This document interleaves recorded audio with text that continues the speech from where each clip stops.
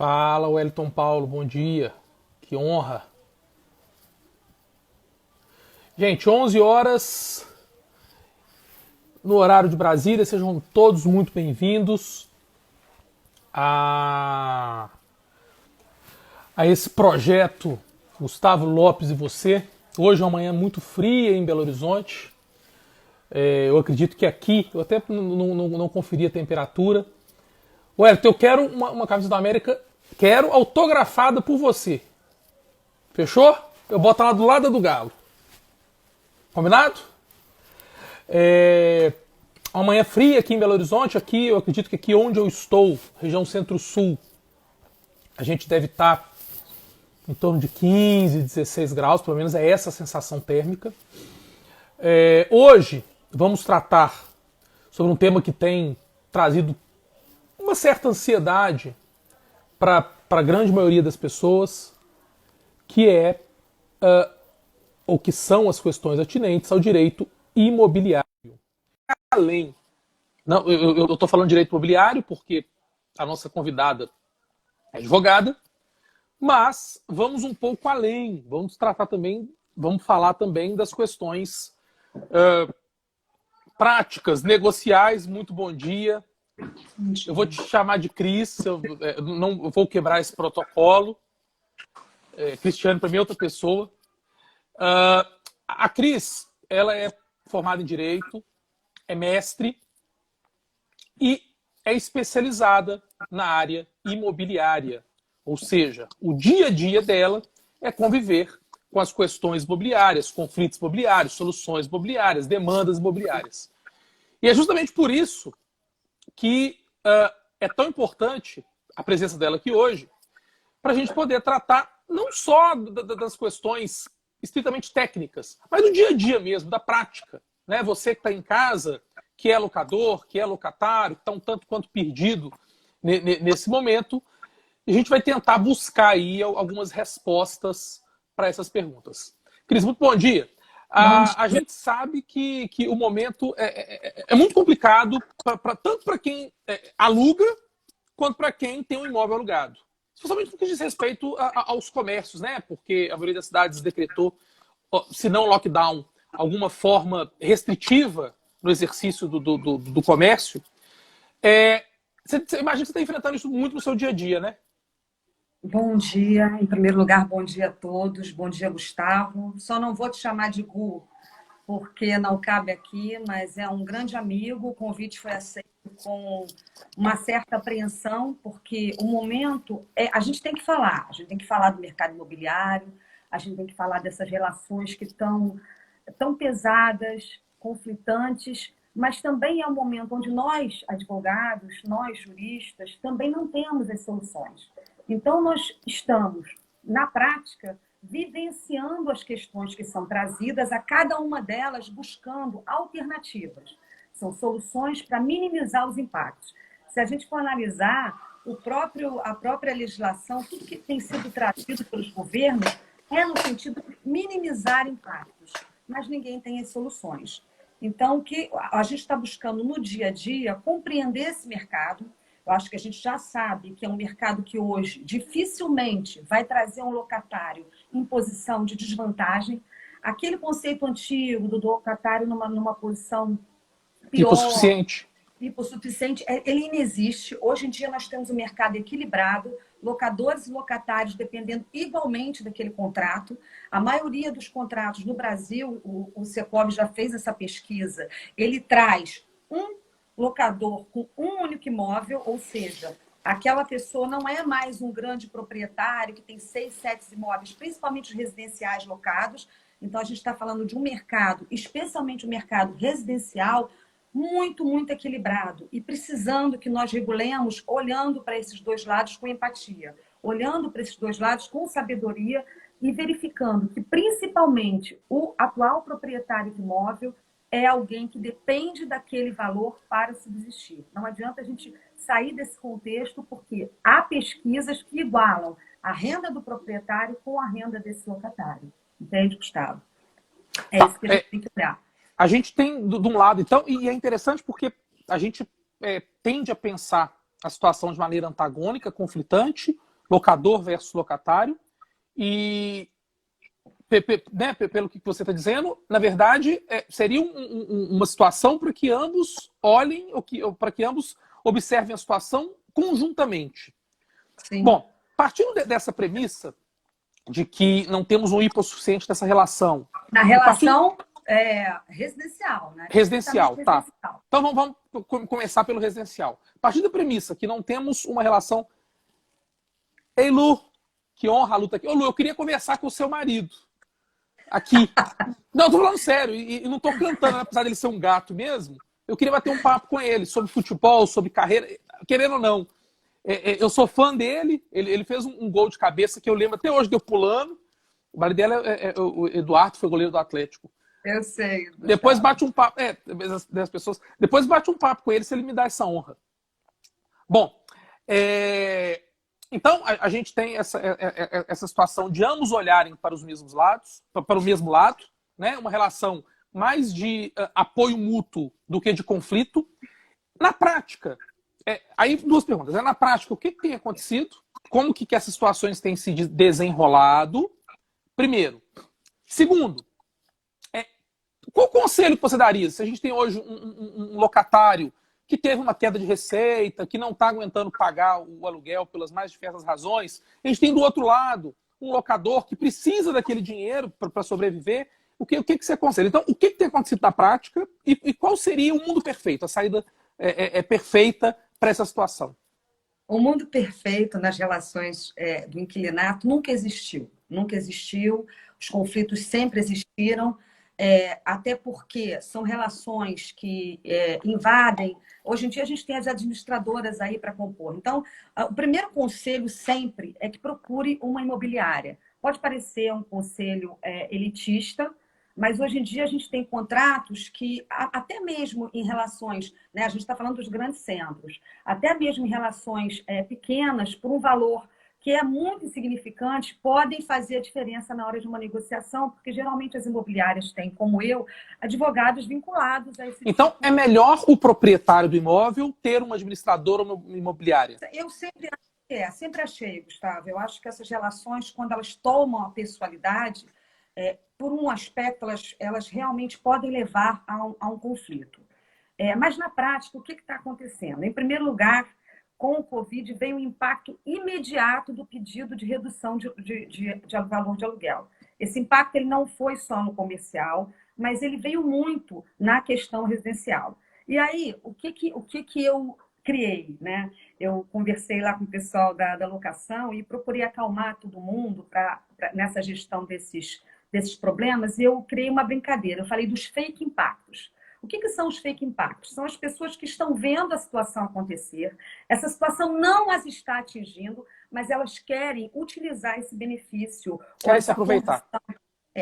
Então, assim, os fake impacts, o que eu trago sem aqui fazer juízo de valor? É aquela pessoa que não teve qualquer alteração da sua condição econômica, por exemplo, funcionário público. Ele continua percebendo aquele valor, ele continua com aquela renda contínua, determinada, está em casa, inclusive, ou seja, a gente tem aqui também um outro olhar, que é essa questão. Os imóveis residenciais, eles se tornaram pontos de home office. Então, mais do que residências, eles estão sendo centros onde a pessoa continua a produzir para os seus trabalhos. É importante que as pessoas pensem que manter essas locações, olha aí, qual dos dois é? Manter essas locações é fundamental para que elas também concluam o exercício das suas atividades laborais. Então, é muita coisa para a gente analisar para que a gente tome decisões precipitadas. E em relação aos fake impactos, que é essa nomenclatura que eu criei, a gente está percebendo, na realidade, que muita gente não sabe o que fazer com a informação. Então, quer utilizar a informação de uma maneira desordenada. Eu já tive de tudo acontecendo. Para você ter uma ideia, eu tive uma negociação onde o inquilino eu divido as moras, tá? A mora pretérita e a mora realmente advinda do Covid. Ou seja, o camarada que sempre deveu, que vem atrasando o seu aluguel, que vem com dificuldades, arrastando aquele compromisso por meses, paga duas, deixa uma, negocia, dá cheque pré-datado, inclusive até que revela uma certa hombridade quando faz isso, né? mas que é amor à pretérita. Ele já não conseguia sustentar essa relação anteriormente. Então, o que está acontecendo? As pessoas estão ainda numa situação ainda pior, estão começando a buscar soluções para manter o contrato. Alguma dessas buscas de solução torna-se muito perigosa. Por exemplo, a maioria dos locatários que tem depósito, calção, insiste em tomar esse depósito para que ele seja utilizado como uma compensação dos aluguéis vigentes por 3 meses e então ele volte a pagar. Isso é temerário. O contrato ficaria sem garantia. É isso que eu ia falar, perde a garantia. Perde a garantia, mas aí a gente tem que instrumentalizar outras opções. O que eu posso oferecer para essa pessoa? Obviamente, a gente só vai apontar diretrizes, né? Os intermediários precisam escutar, né? Aconteceu uma situação muito interessante para uma das imobiliárias para as quais eu trabalho. A pessoa ofereceu um carro em troca do valor dos aluguéis que devia e pediu para usar uma parte do depósito. Eu fui obrigada a repassar essa informação para o proprietário e achei que ele jamais fosse aceitar, até porque era um carro muito ruim, num mau estado. Mas ele se interessou, ele achou interessante, ele entendeu que ele poderia conversar com o mecânico, eu ainda orientei a ele. Então, dentro dessa instrumentalização, aí a gente vai passar para um segundo ponto, que é o advogado imobiliário conhecer outros conceitos de contrato, estabelecer uma dação em pagamento, porque tudo isso vai envolvendo uma série de institutos jurídicos que, se a gente não tiver cuidado, a gente vai deixar o contrato sem garantia e uma impossibilidade depois de se resolver. Porque, vamos supor, né, no caso desse carro, a pessoa se interessou, mas ainda não concretizou. Se ele tem um veículo que tem algum dano, ou cheio de multas, ou com alguma responsabilidade civil já constituída pretérita, então a gente precisa pensar lá na frente.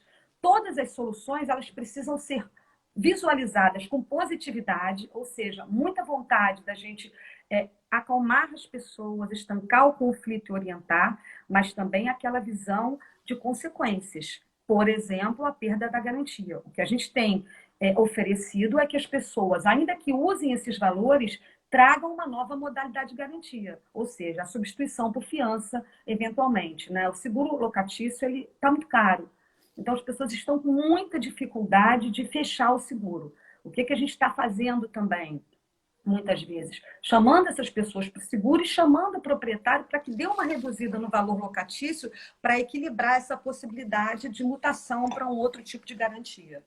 Pensando numa situação hipotética, vamos pensar um cidadão de uma empresa tem um salário de 10 mil reais e que paga um aluguel de 2 mil reais. A empresa o chamou e falou, olha, eu preciso reduzir seu salário, reduziu lá 50%. Então, de 10 ele passou a receber 5. Recebendo 5, pagar o aluguel de 2 torna-se inviável. Ele procura a imobiliária. E eu acredito que ele tem que procurar mesmo. Ou o proprietário. E diz assim, olha, tá aqui meu olerite, eu tive uma redução de 50%, eu preciso renegociar o aluguel. Já apareceu esse tipo de situação? E qual o procedimento que você aconselharia as imobiliárias a tomar numa situação como essa? A gente tem analisado, como eu te falei em relação aos take impacts, a gente tem analisado muito o histórico desse locatário, tá? A gente tem procurado, todo locatário, quando ele faz isso foi uma ideia minha, é uma maneira que eu trabalho, não estou dizendo que é a melhor maneira, mas é a maneira de oferecer mais segurança para ambas as partes. Toda vez que a gente faz um contrato, a gente faz uma avaliação daquela ficha, daquela proposta locatícia, né? A gente faz toda uma composição de renda, para analisar se é possível, se é factível cumprir aquele contrato e também aquela consideração se é ou não um bom pagador. Dentro desse critério, sabendo o histórico da pessoa, a gente sabe mais ou menos como ela compõe a renda. Então, além dessa pesquisa que a gente já tem guardada ali nos arquivos da empresa, e por isso que a administradora leva vantagem nesse sentido, porque um proprietário isoladamente não vai ter esse histórico, a gente vai observar, vai poder analisar se realmente, o que você falou, é possível pedir para mostrar um comprovante? Eu acho que é. Eu acho que nesse momento a boa-fé ela vai imperar em todos os sentidos. No sentido da própria pessoa, porque vamos lá na frente, mais uma vez, a gente avançando.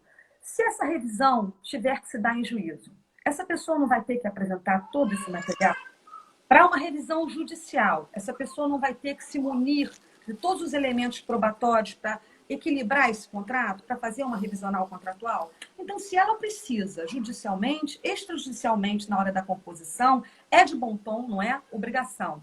Mas para que você convença o seu proprietário, eu acho importante que você apresente essa prova de redução. Na prática, o que a gente tem feito? Dois tipos de termos, Gustavo. A gente tem feito um termo de diferimento, ou seja, hoje você tem um desconto de 50%, mas esse desconto ele não fica Não é um isolado. desconto, Não. é uma readaptação para pagamento futuro. É uma readaptação, mas eu tenho colocado como desconto provisório, tá? E eu vinculo isso também a uma pontualidade das obrigações e a um instrumento que preveja que aquilo está sendo feito em razão dessa situação e que ele abre mão de outras considerações. Porque o que a gente também não pode é que a pessoa hoje tenha um desconto, depois ingresse em juízo e desestabilize essa relação contratual. Então, é importante que ocorra um instrumento, por isso que, além, se não for através da administradora, a presença de um advogado é muito importante. A orientação jurídica nesse momento, ainda que seja através de um instrumento associativo, de uma outra condição, é muito importante, porque esse instrumento, ele vai te trazer a garantia. Vou te dar um outro exemplo. Você faz o instrumento, você difere esse pagamento para daqui a 6 meses parcelado, mas você não chama o fiador para essa composição. Você vai ter aí um instrumento que vai aparentemente trazer um desconto, ou então que você só emita aquele desconto no recibo. Faça o recibo e bote desconto Covid-19. Daqui a um tempo, ninguém vai dizer que esse desconto realmente vai ser objeto. E eu tenho feito muito isso também. Eu já estabeleço nos valores diferidos uma confissão de dívida no próprio instrumento, no próprio termo. Então, aquele termo ele vai ter um Ele desconto. confessa que deve a diferença para frente. Confessa e coloca o valor. Obviamente que se ele confessar isso, nós tivermos a pandemia por mais 10 meses e daqui a 10 meses ele não conseguir começar a pagar, outras composições serão feitas. A razoabilidade ela é cheia de formas para a gente captar e entender, compreender e poder ajudar. E uma negociação feita sem a presença do fiador, desonera o fiador? Pode desonerar. A gente ainda não tem nada que estabeleça que vá acontecer. Mas dependendo do tipo de condição, né, e até do tempo, porque aí a gente vai envolver, por exemplo, no caso das garantias, né, no caso do fiador, eu acho que é possível. Eu ainda não consegui uma resposta dos seguros locatícios sobre como eles vão reagir. Porque o seguro locatício... E, gente, desculpem, o vídeo travou e agora voltou.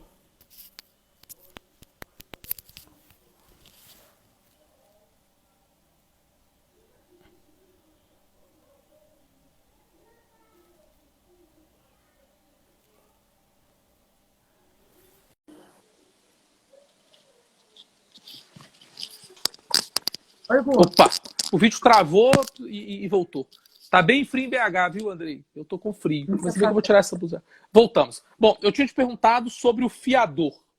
Você tá me vendo, Gu? Tô te vendo bem. Você me ouve?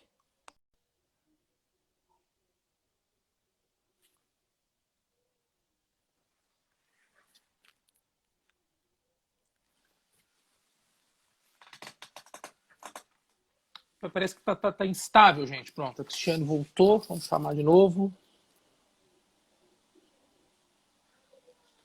Vou transmitir ao vivo. Oi, Gu, você tá me vendo? Te vejo. Me ouve? Não, tá. Eu te ouço, te vejo, só não me vejo, mas tá tudo bem, tá tranquilo. Tá, te vejo, tô te vendo. Então, vou refazer a pergunta. No caso de haver uma negociação direta, locador-locatário, sem a participação do fiador, o fiador se desonera da obrigação? Ou da garantia? Gustavo, pode se desonerar. Dependendo de como foi feito, tudo vai passar, né, se a gente judicializar, pela regulação da boa-fé, os preceitos. Né? Se houve uma vantagem, a grande questão é quanto tempo essa vantagem vai perdurar e o que ela vai significar. Porque, na realidade, o fiador também não está preparado para essa condição. Então, eu entendo por bem estarmos compondo com os fiadores. Claro que o momento é difícil. Localizar esses fiadores também é muito difícil. Trazê-los para uma assinatura digital é muito difícil. Então, o que a gente tem buscado? As trocas através de e-mail, gravação de WhatsApp, tudo que a gente puder compor como conjunto probatório dessa boa-fé, dessa ciência do fiador e dessa comunhão dele no sentido de colaborar para esse esforço de composição. A gente tem aí uma série de... O projeto de lei, acho que é 1179 do Anastasia, né? Anastasia. Anastasia, que é aí de Minas Gerais, que é um projeto que envolve esse tipo de tentativa de regulação e que joga aí para outubro o início dos pagamentos, né? Mas a gente sabe que, independente de qualquer PL, independente de qualquer proposta, o que vai regular o mercado mesmo são as pessoalidades. Até porque não cabe ao poder público, por meio de uma norma pública, interferir numa relação privada, né? Obrigando o proprietário do imóvel a aceitar o aluguel da maneira X, Y, Z, como estabelece a lei. A gente tem vivido isso nos condomínios também, Gustavo. O poder público ele pode ofertar hipóteses para que os particulares tentem regular. Mas, de fato, ontem eu estava conversando com um grande amigo meu, hoje eu tenho um sócio, que é o Felipe, mas eu tenho um ex-sócio, que é o Alexandre, e ontem a gente estava batendo um papo sobre isso. E não sei se você viu aquele condomínio lá de São Paulo, que... Não vi. Tá regulando, é muito interessante, eles estão regulando a entrada das pessoas, fazendo uma análise da temperatura e ofertando, né, ao proprietário do imóvel uma ciência para saber se a pessoa pode ou não ingressar. Aí eu te pergunto, né? A partir do momento que você começa a regular determinadas relações, você, como síndico, pode e deve utilizar todo o seu poder do Código Civil para orientar. Mas a partir do momento que uma pessoa com 40 graus de febre seja detectada, você liga para o morador e ele fala, pode subir. Aí você, como síndico, faz o quê?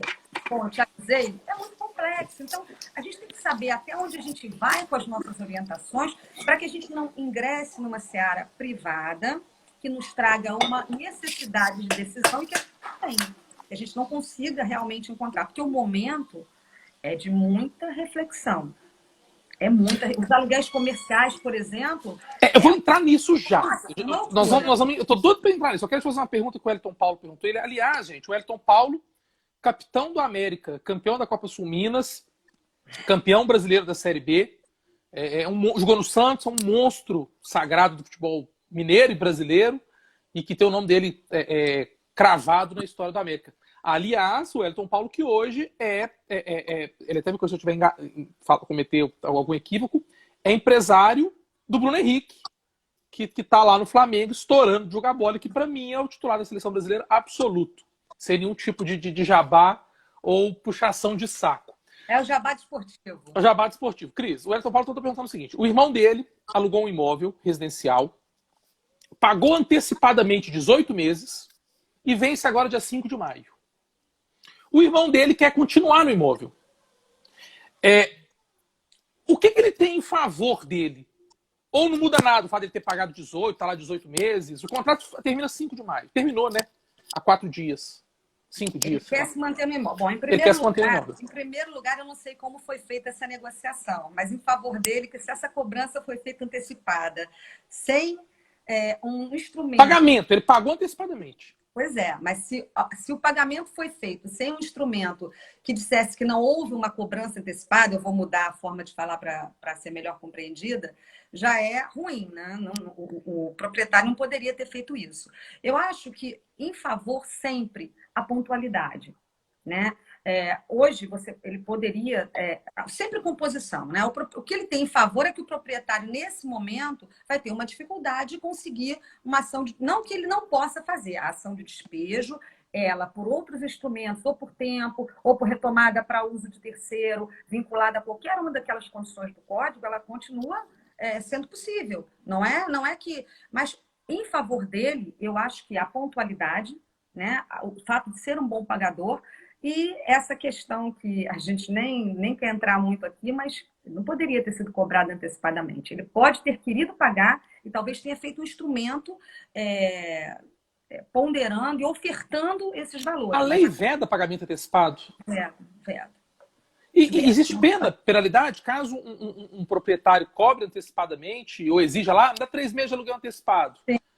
Sim, a lei não permite. A lei diz que você não pode cobrar antecipadamente. O que a gente utiliza em alguns casos é aquela pessoa que ganha um dinheiro, que se acha, ela oferta até para negociação, né? Aquela, por exemplo, o aluguel estava em R$ 1.000. Olha, eu te ofereço 800, multiplica por 6, mas isso tem que ser instrumentalizado como uma oferta entre as partes e jamais como uma cobrança antecipada de valores locatícios residenciais. A gente está falando de valores residenciais, né? Shopping center, comercial, a gente tem uma série de detalhes aí que são, né, pagamentos de valores do ponto, que isso ainda existe, ainda é feito, enfim, uma série de detalhes que são o dia a dia, né, do comercial. Que Quando você fala também, em instrumentalizar, é botar no papel.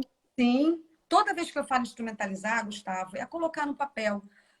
Eu posso depois disponibilizar para as pessoas um modelo, não assim para que elas copiem, mas assim, um breve modelo de um termo que eu tenho trabalhado nele e que difere. Ou seja, no termo eu coloco 3 pontos, né? O tipo de composição que está sendo feita, se eu estou diferindo ou se eu estou isentando de um pagamento percentual, ou seja, se aqueles 30% vão ser pagos daqui a algum tempo através de uma situação futura, e aí eu já faço ali um termo de confissão de dívida que diga que ele reconhece aquela obrigação, por isso eu acho que é imprescindível o fiador estar, ou, no caso, eu ainda não tive concretamente uma resposta, eu já perguntei para as operadoras de seguro-fiança como ficaria isso, mas eu não tive nenhuma resposta que me desse respaldo jurídico, tá? Eu não recebi sabe aquele ok, pode fazer? Não recebi. Ou no caso da caução, o que a gente se preocupa sempre é em manter, né? Vamos supor que a caução seja utilizada. Eu ainda não tive ninguém. Os proprietários, quando eu dei a orientação jurídica de que eles poderiam perder a garantia, a maioria deles retrocedeu e não quis utilizar a caução. Incrível isso, né? Preferiu dar o desconto. A pessoa preferiu manter aquele dinheiro. Aí, Gustavo, também tem aquela questão. O dinheiro fica com o proprietário. O ideal é que coloque numa conta poupança para ao final da locação ser devolvido. O que eu acredito que possa estar acontecendo, eu não vou dizer que sim nem que não, mas as pessoas já utilizaram esse valor, né? Ah, certeza. Sim, para elas, essa solução não é uma Ela solução. incorporou o valor no patrimônio, não tem um dinheiro ali na mão com Exatamente. liquidez para devolver. Para eles, essa solução não é uma solução. Então, as pessoas estão optando por oferecerem os descontos de 30% a 50%. São os valores. Inclusive, a gente tem histórias dramáticas, né? Porque o locatário, às vezes, está pedindo desconto, dizendo: olha, eu tive uma perda de renda tal. Eu tenho uma proprietária que ela tem 3 imóveis, mas ela tem um marido que absolutamente doente, incapaz, não se locomove, tem a irmã com ela, uma outra pessoa de idade, ou seja, 2 pessoas que dependem daquela renda. Ela falou, não tenho mais como enxugar essa gordura. Então, eu acho que aí a gente também devolve para o locatário esse sentimento, para que ele faça uma reavaliação da sua proposta, né? E possa buscar.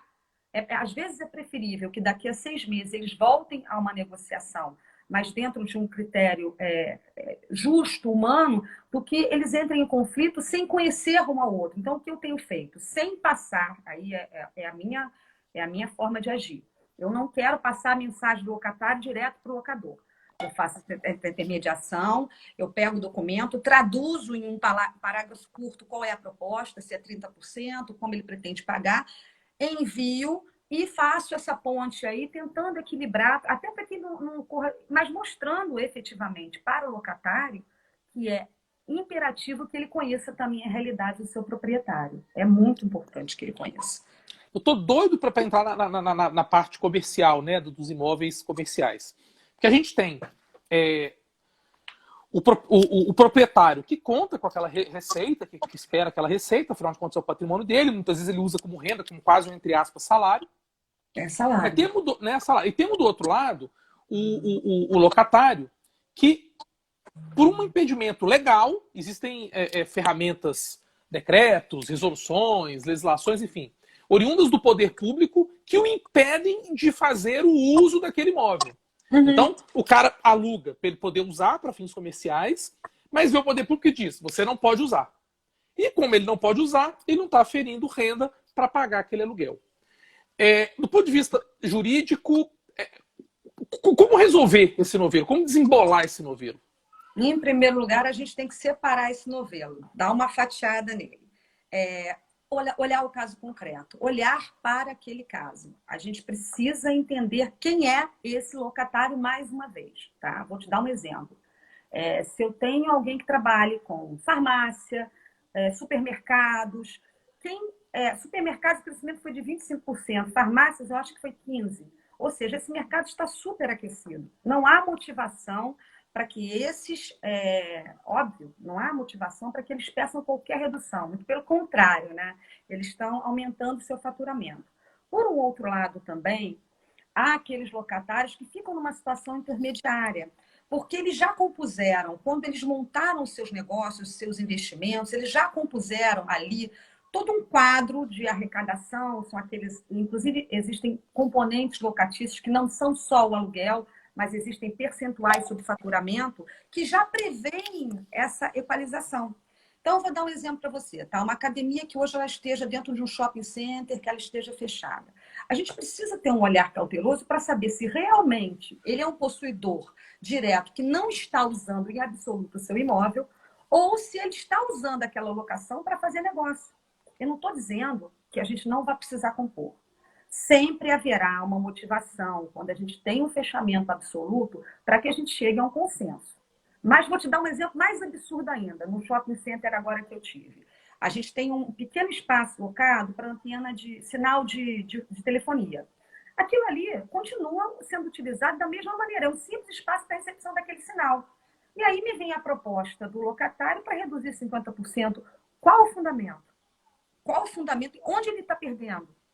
O espaço Até porque as comunicações, telefonia, internet, etc., estão bombando, está salvando a gente. Da mesma maneira. Então, assim, não existe motivo, não existe fundamento.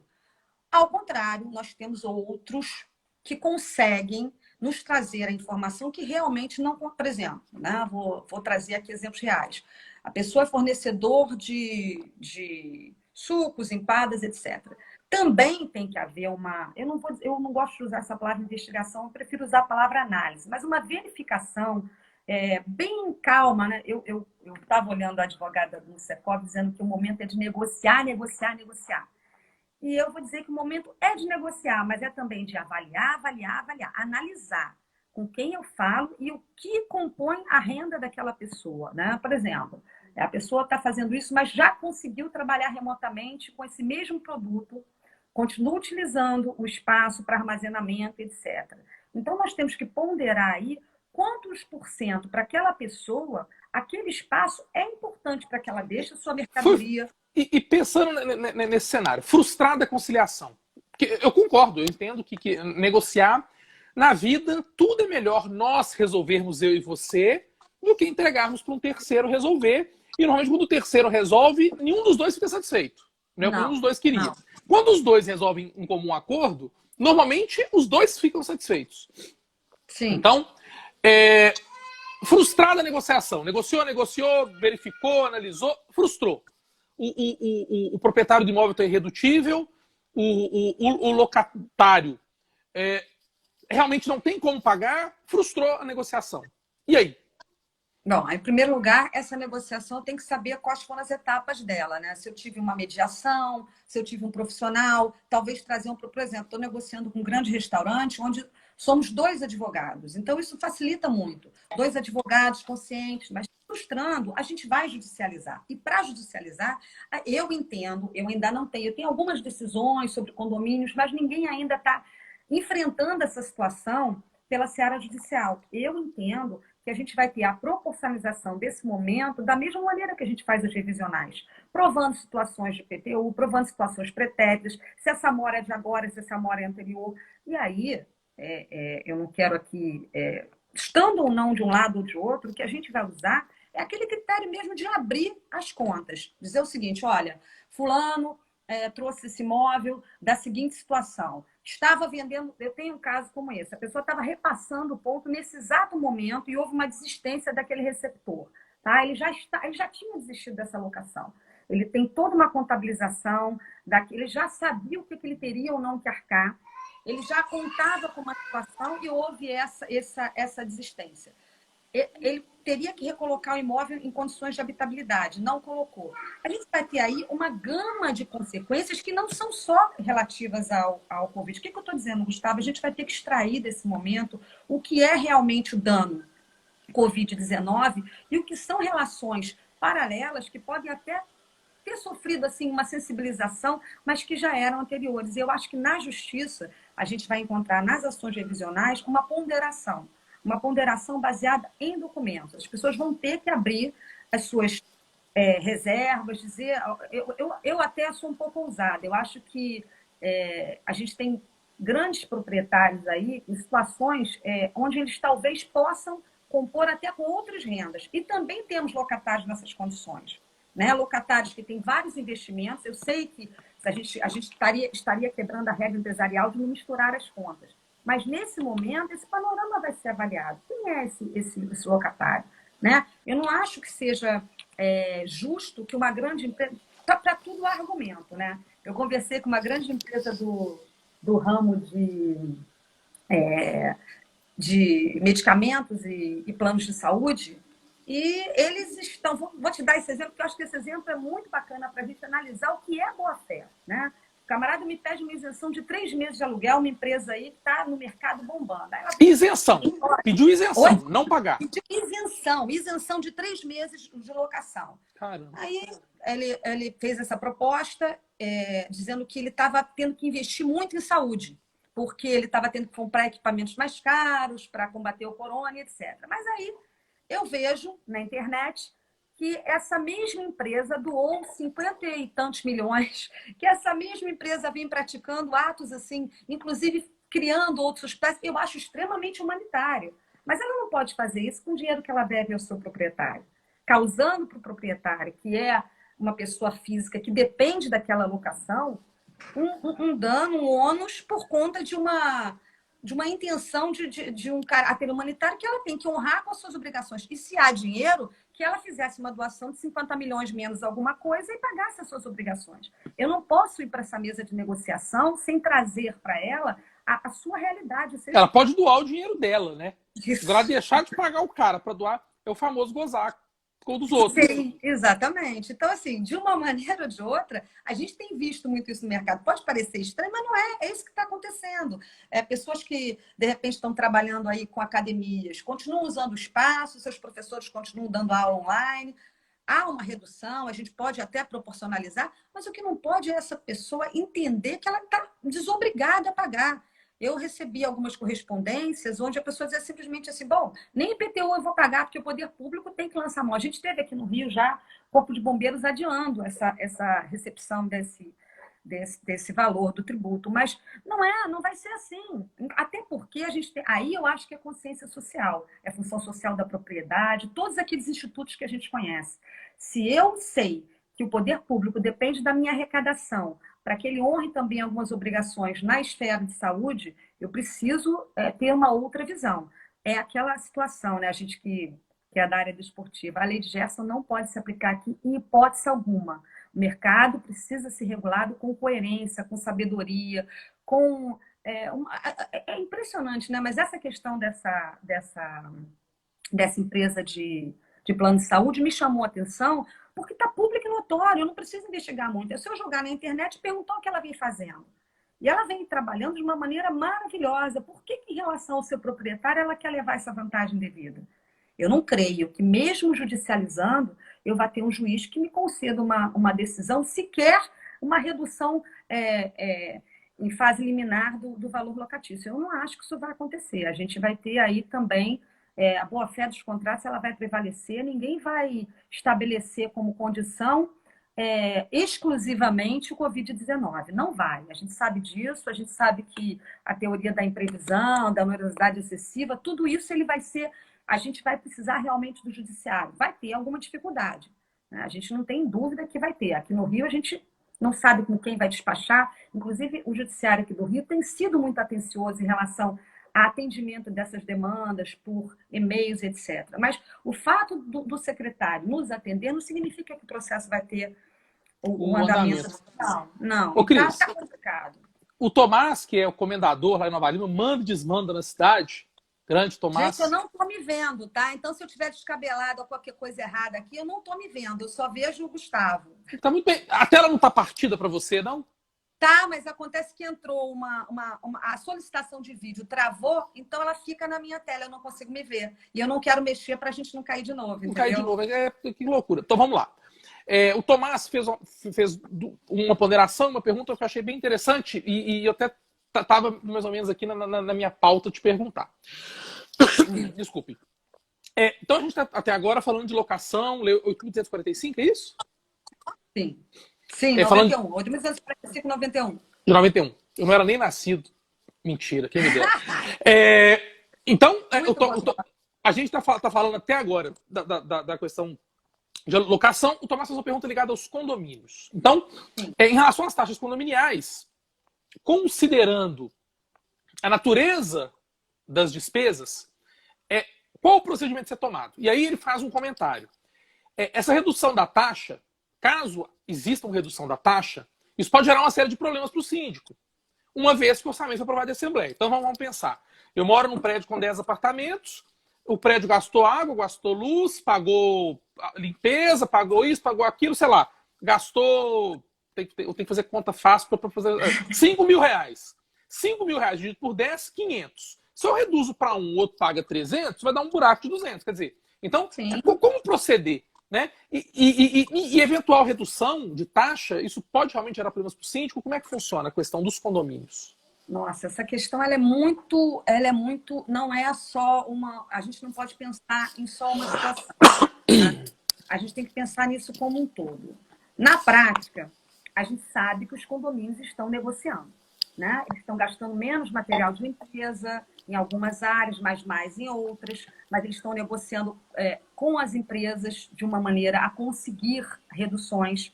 Então, na prática, existem condomínios que conseguiram uma redução de 20%. Tá? A gente tem isso aí como principalmente os condomínios comerciais, porque a gente tem que entender que, apesar de existirem alguns shoppings ou malls que têm essa figura, essa pegada shopping center na prática, na sua constituição, são constituídos com base na lei de condomínios, são constituídos e se regem pelo direito, pelo Código Civil em área condominial. E até para fazer um paralelo, para quem está nos assistindo e não é da área, a gente tem a lei do contrato de shopping center, que tem uma regulamentação X, e temos o Código Civil, que trata do condomínio edilício, né? Sim, que é o condomínio que a gente está acostumado, que é o que a gente mora. E temos aquilo que a gente brinca, que são os condomínios híbridos, porque eles funcionam na constituição da lei de condomínio, mas na sua externalização, eles são shopping center, porque são lojas reunidas. E são condomínios que sofrem muito, por quê? Porque são de proprietários. Enquanto um barra shopping, por exemplo, tem aí por trás a Multiplan, uma única empresa gestora, e que tem condições até de bancar essa situação, em alguns condomínios na figura shopping center ou mall, são vários proprietários, pessoas que também vão recair. Gustavo, não adianta a gente trocar 6 por meia dúzia. A pergunta foi de quem? Do Tomás. A pergunta do nosso Tomás amigo Paiva. Tomás Comendador Paiva, de Nova Lima.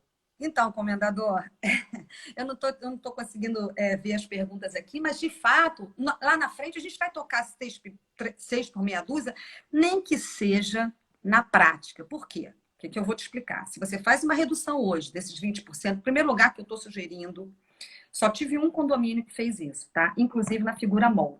Eu estou sugerindo que as pessoas façam isso, mas deixem nos avisos aos comunheiros que estão regulando nesse momento, mas irão avaliar a inadimplência e o tempo de vigência dessa situação para que possam depois cobrar essa diferença de alguma maneira, ou seja, como se fosse um diferimento. Mas na prática, Gustavo, nem precisava fazer isso. Se a gente tiver razoabilidade, a gente vai pensar o seguinte: o que acontece no condomínio? Se você tira hoje uma receita X e você tem inadimplência, lá na frente você vai ter que fazer o rateio dessa A natureza do condomínio rateio. Você vai ter que dividir. Em algum momento, se você tira hoje... Agora, tem um detalhe que esse sim me chama atenção e foi uma coisa que me fez refletir, que é o seguinte: você hoje tem num condomínio o proprietário e o locatário. Existem locações condominiais. Então, o proprietário tem que estar muito atento, porque se o condomínio hoje lhe confere um desconto, mas amanhã ele tem que ratear essa situação lá na frente, porque houve realmente, o condomínio não alcançou um equilíbrio, ou seja, a pessoa tentou nesse momento encontrar uma solução, mas lá na frente percebeu que o déficit orçamentário aumentou, de repente, ele vai passar esse benefício para o seu locatário e daqui a 10 meses esse problema vai esbarrar lá na conta dele. O locatário já deu tchau para ele, já encerrou o seu contrato, já está morando lá na Conchinchina e o problema volta para ele. Então, são muitas considerações. É como a composição com o devedor. Ah, eu estou devendo, eu quero pagar, posso parcelar? Pode. Desconto, eu não aconselho. Primeiro que o síndico hoje, ele pode estar numa gestão... que tenha se propagado no tempo, ou seja, ele é síndico, mas não conseguiu fazer a sua assembleia, não conseguiu convocar, e aí a gente vai entrar para uma outra seara que é interessantíssima, que são as soluções, assembleias virtuais, assembleias que eu dei um nome, eu estou dando apelido para tudo, tá? Eu estou chamando de assembleia híbrida, porque é aquela assembleia onde você não consegue trazer todo mundo para o virtual, mas você pode trazer, foi uma ideia que eu tive e ainda nem coloquei em prática, trazer o presidente da mesa, o síndico e o secretário via virtual e pedir que as pessoas, isso se for um assunto realmente de relevância, que as pessoas façam a votação em urnas, você pode abrir a assembleia, protelá-la no tempo, deixar ela aberta por aí uma semana para que você resolva alguma situação eventualmente conflitante. Então, condomínio é uma caixinha de surpresa. A gente sabe aqui no Rio... Pode concluir, desculpa. Aqui no Rio, por exemplo, a gente teve a questão do delivery, né? É uma questão muito delicada. Como é que você faz? Se você já pagou antecipado, a gente tem a lei do delivery aqui, né? O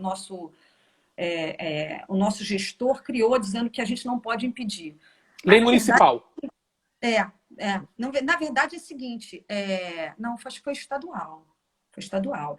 Na verdade, tem o seguinte, a gente não pode tentar ver o que vai ser mais oneroso. Eu tive 2 casos de Covid aqui no meu condomínio. Então, assim, o que vai onerar mais o condomínio? Eu posso obrigar uma pessoa doente a descer para receber esse material lá fora? Se ela mora sozinha, não tem família, está sozinha.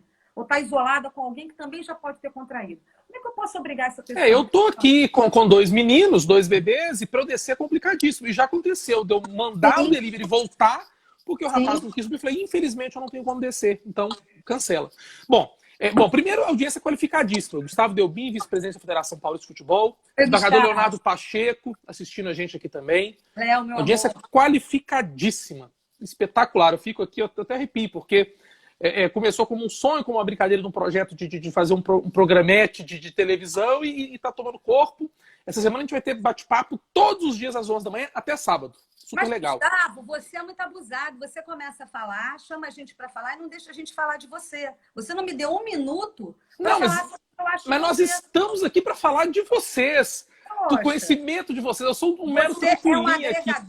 É um dos maiores professores que eu já vi falar. Já te falei isso e vou falar agora em público para todo mundo ouvir. Além da sua capacidade, você ser um coração maravilhoso, da sua capacidade de falar sobre tudo, porque o grande advogado, ele pode se especializar, mas ele tem que ter raciocínio jurídico para todos os problemas que apareçam. Até para que ele possa buscar... Eu não sou advogada da área trabalhista, mas quando essa questão começou a chegar, é óbvio que eu fui raciocinar. E fui buscar com o meu Domingos Zainag aí toda a base, discutir com ele, ver se o meu pensamento se coadunava. E você tem essa característica. Eu acho que isso é que te faz poder reunir tantas pessoas em seu entorno para falar de assuntos tão diversos. Porque quando a gente se abre, a gente consegue ser ouvido. E eu acho que essa sua característica, que eu não pude falar no começo, que eu falo agora como uma das grandes importâncias nesse momento que a gente está vivendo. Falar de tudo e de uma maneira simples, trazendo, debatendo, olhando. A gente aqui não tem partidarismo, a gente tem aqui uma tentativa de trazer nessas relações uma humanização e soluções. A gente não vai passar fórmulas, mas a gente vai pensar em conjunto, né? Quais seriam os melhores enfoques? E você tem essa qualidade que é assim brilhante. É um dos maiores que eu conheço fazendo isso.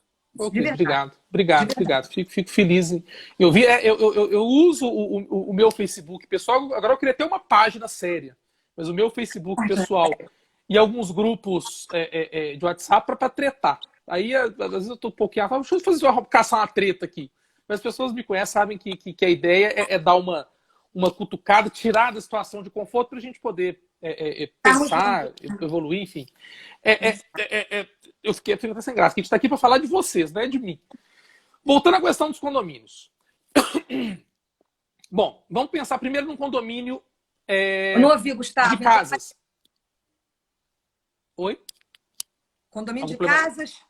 Legal. Um condomínio de casa ou condomínio residencial, seja de prédio ou seja de casas. Que, via de regra, é um condomínio que não guarda dinheiro, né? O Arthur é bom de treta também. Quando eu treto com ele, então, no grupo, sai até faísca. Ontem a gente trocou mais de 40 áudios numa treta no grupo nosso. Adivinha o tema? Política, Bolsonaro. Eu imagino. Aquela brincadeira toda. Bom, então vamos pensar no condomínio residencial, em que ele não guarda dinheiro. Ele basicamente faz o rateio. Ele apura ali o que entrou de despesa e divide irmãmente pelos condôminos. Uhum. Se um condômino... E aí é uma situação que para o síndico deve ser muito complicada, especialmente nos condomínios menores, e aí no máximo 20 residências. Porque num condomínio de 100 casas, 2 ou 3 não pagarem, o percentual é baixo. Num condomínio de 10, é o meu, 1 não pagar é 10%. 2, 20%. Então, o proprietário, o morador, procura o síndico e diz assim, olha, eu tive uma redução de 50% do meu salário, eu não tenho a menor condição de pagar o condomínio integralmente. Me faz um diferimento, eu preciso pagar pelo menos 50%. E aí o síndico fica entre a cruz e a caldeirinha. Ele fala assim, poxa vida, se eu falar com o cara, não, me pague integralmente, corre dele vir e não me pagar nada. Eu tomo um rombo de 10% no meu condomínio. Se o cara vem e paga metade, eu tenho um rombo de 5%. Mas, e eu gostei desse termo, eu posso encorajar os fake fatos. Fake impactos. Os fake impactos. Os outros falam assim, peraí, eu também quero, ele está pagando metade, eu não tive redução, mas eu também quero. Né? É uma situação muito delicada para o síndico. E delicada também em relação à questão, porque, Gustavo, a gente tem que pensar o seguinte, nós temos síndicos que estão trabalhando aí, eu tenho um condomínio que conseguiu perder 2 conselheiros com Covid-19, tá? Então, Perdeu assim, que morreram? Morreram, faleceram. Jesus. E a gente vai ter que, né? Não tem como não instrumentalizar, embora os conselheiros, porque um dos conselheiros não está aqui no Rio, então a gente vai ter que instrumentalizar essa substituição. O que acontece? Meu síndico teve Covid, né? E ele não se importa que eu fale, porque ele acha importante. Muita gente tem vergonha, inclusive, de dizer que está doente. Isso é um aspecto do Covid que é muito interessante, porque as pessoas, por conta da questão da contaminação, têm receio de dizer. Verdade. Talvez seja a lepra dos tempos modernos, porque antigamente tinha um preconceito com o leproso desse pecar, né? Sim, é muito impactante ver que realmente isso existe. Mas eu acho que, primeiro, que o síndico não tem que tomar essa decisão isoladamente, sozinho. Né? Aqui no nosso condomínio, a gente tem um grupo de WhatsApp de conselheiros, meu marido é o conselheiro, eu não me meto nisso, eu só meti nisso para entrar com a ação contra a construtora, que graças a Deus a gente acabou de ganhar, estou tão feliz que eu nem sei. Mas assim, enfim, o que a gente precisa hoje é analisar na prática quem são esses agentes. A gente não pode deixar esse ônus no colo do nosso síndico. Eu preciso dos conselheiros e realmente eu posso estimular mais. Um condomínio, desculpa, um condomínio pequeno, porque nos condomínios grandes há uma estrutura maior, às vezes tem uma conservadora, uma administradora. Perfeito.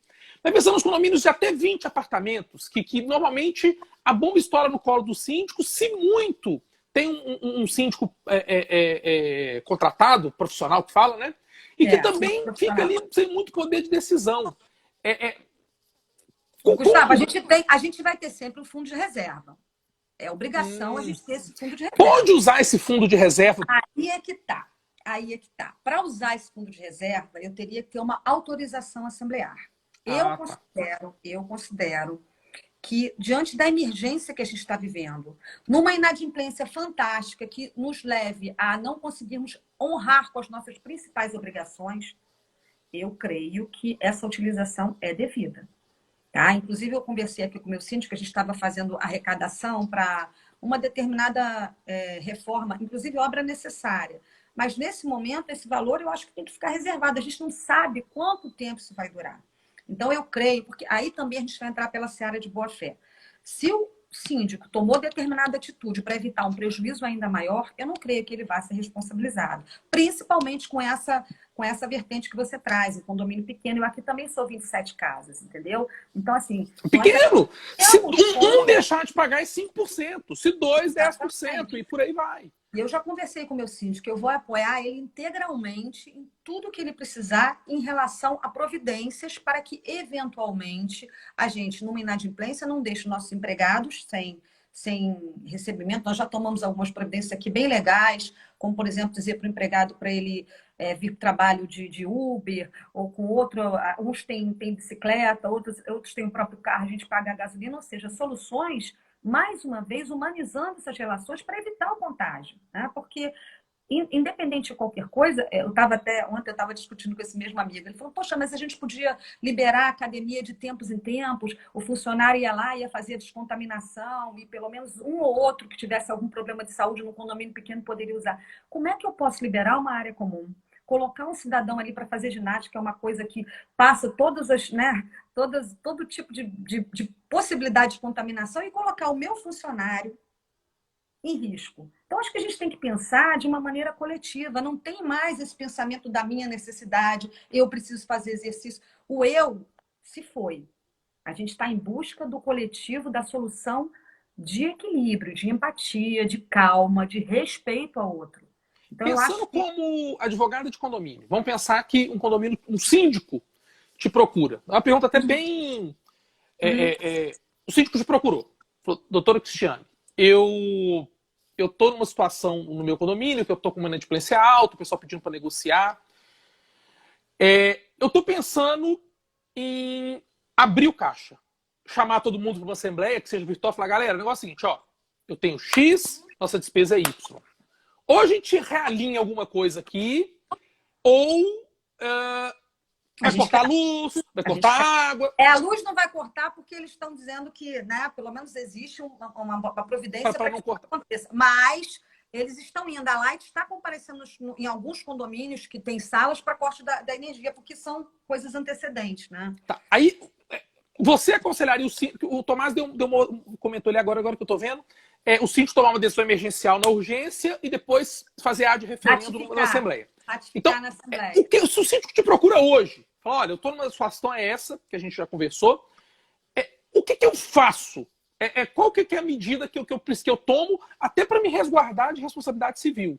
E também para garantir o interesse do meu condomínio e daqueles que não tiveram queda de receita, querem continuar pagando em dia e querem o condomínio funcionando ali minimamente. O que fazer? Nos condomínios pequenos, talvez até essa solução seja mais fácil, porque é mais fácil você, por WhatsApp, fazer toda uma reunião, convocar, pegar as procurações virtuais. Eu acho que aí vai servir tudo. Vai servir áudio, vai servir tudo para compor aquela situação, fazer uma assembleia virtual com essa outorga de poderes ou não e decidir por essa liberação. Se não for possível fazer, eu acho que entre um prejuízo maior e um menor, o síndico pode usar.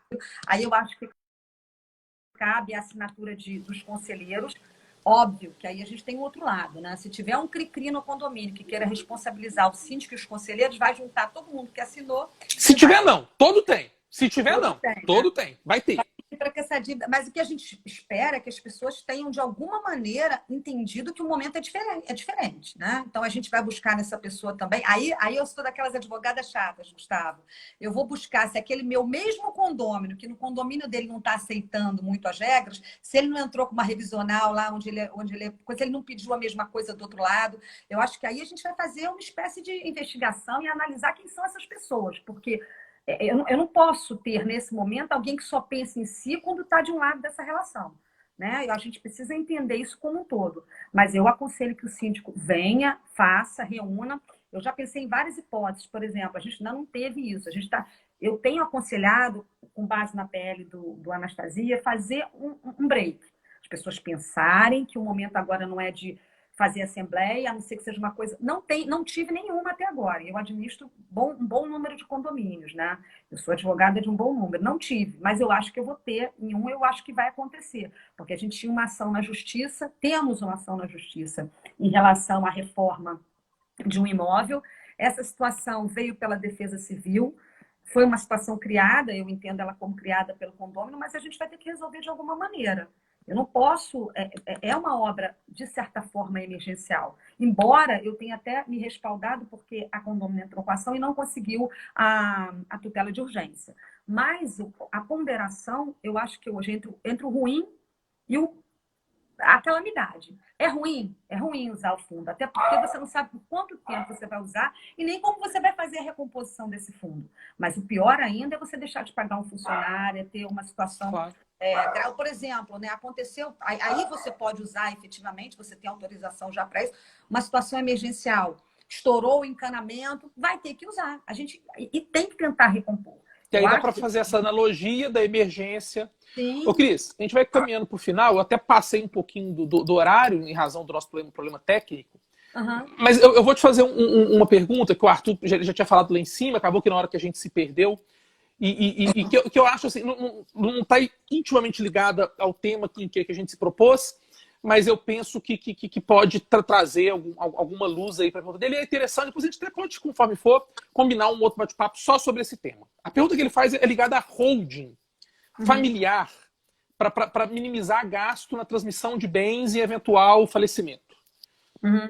Eu vi a pergunta dele, foi simples, mas eu conheço mais ou menos. A ideia do Arthur é o seguinte: olha, vamos imaginar que existe uma pessoa com patrimônio e ela, para não esperar ela falecer, para fazer a transferência para os filhos, pagar lá ITCD, inventário, etc., criaria-se uma holding, esse patrimônio comporia a holding, e uma vez esse patrimônio compor na holding, quando essa pessoa falecer, o patrimônio está na pessoa jurídica e não precisa pagar os tributos.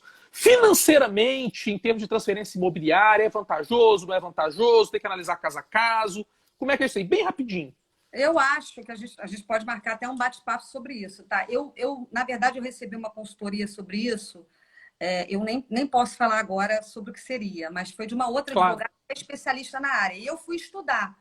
Eu acho que é muito difícil você fazer uma composição nesse momento que traga alguma vantagem. Eu acho que não é momento da gente modificar nada. Eu acho que o momento é de esperar. Inclusive porque a gente não sabe quais os benefícios. A gente tem aí, tramitando uma série de projetos. A gente não sabe o que vai acontecer, Gustavo. Inclusive, o projeto do senador, ele traz aí a possibilidade de outros tipos de composição. Tem projetos tramitando muito loucos. Por exemplo, tem um projeto que diz que determinados patrimônios acima de 2,5 milhões não teriam obrigação de receber locações e aluguéis, ou seja, aí estaria incluso uma hipótese dessa. Então, a gente precisa pensar o que vai acontecer no mercado primeiro para a gente não ficar oferecendo soluções que não sejam as mais prudentes no momento. Eu acho que a gente pode até marcar um bate-papo sobre isso. Eu teria que estudar. Sobre holding. Teria que analisar mais profundamente, até por conta de outras consequências, porque, de uma certa maneira, a gente tem que pensar que algumas coisas que a gente tenta criar podem simular outras ou nos tirar... Porque a figura da holding, o termo holding não é um termo brasileiro. Não é um termo brasileiro. Então, ele vem do direito, eu adoro esse termo, direito alienígena, parece que é o direito de Marte. Ele vem do direito alienígena.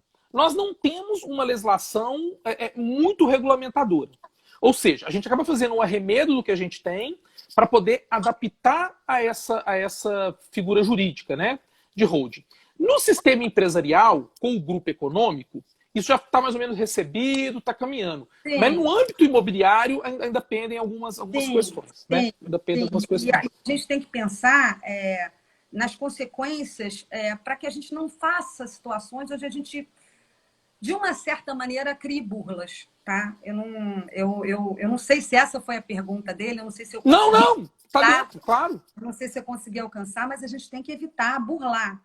A gente tem que evitar. A gente não pode burlar, não é evitar burlar. A gente não pode burlar, mas a gente tem que evitar situações onde a gente, no nascituro, entenda que são justas e devidas, mas que depois a gente, por instrumentos legais, consiga desfazer e vincular uma burla. Eu acho que... porque a gente pode, talvez, às vezes, até culposamente, criar uma burla.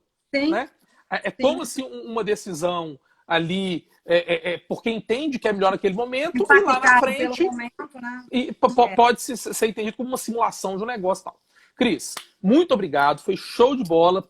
Eu assustei com o tempo, foi uma pena esse pique nosso.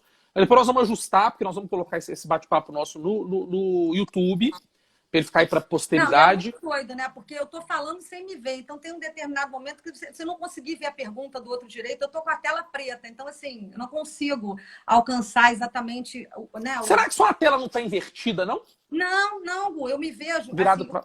não, o preto tá na frente, mas atrás eu vejo meu cabelinho aqui. Essa partezinha, Ah, tá. 2 dedos aqui eu enxergo. Então ela não tá invertida. Que Realmente loucura. travou. E é uma coisa que a gente vai ter que. Eu espero que eu tenha ajudado, de alguma maneira, as pessoas a pensar. Eu acho que o grande pique do momento é pensar, é a gente encontrar. Por exemplo, agora você me trouxe esse tema. Eu já tô com a minha cabeça a mil, pensando numa série de situações e numa série de opções que nós tenhamos. Então, a gente sempre vai trazer oportunidade de reflexão. É muito bom estar aqui, é muito bom que a gente pense mais, mas tem coisas que a gente não pode sair daquilo. Por Cris, exemplo, ninguém pode dar desconto para um condômino achando, olha, eu vou te dar um desconto de 30% e acabou, e vai decidir sozinho. Isso não existe. Como também não existe na locação você criar um instrumento de botar um desconto num boleto sem ter um termo vinculando, especificando para que isso não existe. Aí a gente vai tem coisas que são impossíveis de serem feitas e terem resultado. Por isso que a gente tem que tentar visualizar lá na frente, né? Ô, Cris, se alguém por um acaso quiser estender esse papo com você, quais são os seus contatos, redes sociais, escritório, telefone? Como que as pessoas podem encontrar a doutora Cristiane? Bom, Delia. Delia. Delia, errei. Ele fica Eu guardei para o final e errei. É Delia. Cristiane Delia. Cristiane.delia no Instagram, no Facebook é Cris Delia, D apóstrofe A maiúscula LA. E eu deixo meu celular, se eventualmente isso é para um contato primário, tá? Não há consulta por WhatsApp. Não, claro, para poder né? chamar, doutora, vamos bater um papo, vamos marcar uma reunião, vamos... Exatamente, né? Até em tempos de Covid... Nessa, doutora, lê esse contratinho para mim aqui, ele recorta o contrato lá do Google e te manda aquele contrato todo cheio de... Você sabe que foi... Olha, Gustavo, a gente está trabalhando com direito sistêmico, você sabe que eu sou consteladora familiar também, e no direito sistêmico a gente está criando uma série de instrumentos, uma série de contratos jurídicos para que a gente procure a composição e a gente vai até fracionando o trabalho. E o trabalho de WhatsApp eu acho louvável quando é para uma consultoria, mas que seja realmente uma consultoria. Mas eu acho que um bate-papo nunca é demais, inclusive eu acho que as pessoas fazem com que a gente pense também e se recicle. Claro, claro. Meu telefone, 21 999 070505. Eu estou à disposição dentro eu estou muito doida com essa história de locação. Cada dia são 20 cartinhas. Você sempre foi doida. Não vai botar culpa no Covid, não. Isso é fake fato.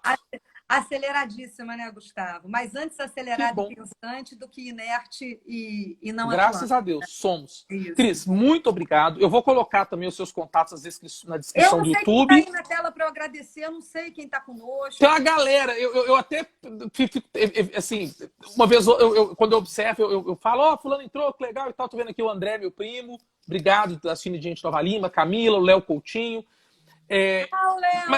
Mas não dá também para ficar dando. Graças a Deus, muita gente entrou. Então, se a gente ficar dando. Falando de todo mundo, minha mãe mandou um beijo aqui agora e tal. A gente vai acabar não conseguindo conversar. Mas valeu demais. Muito obrigado a quem nos acompanhou, quem nos assistiu.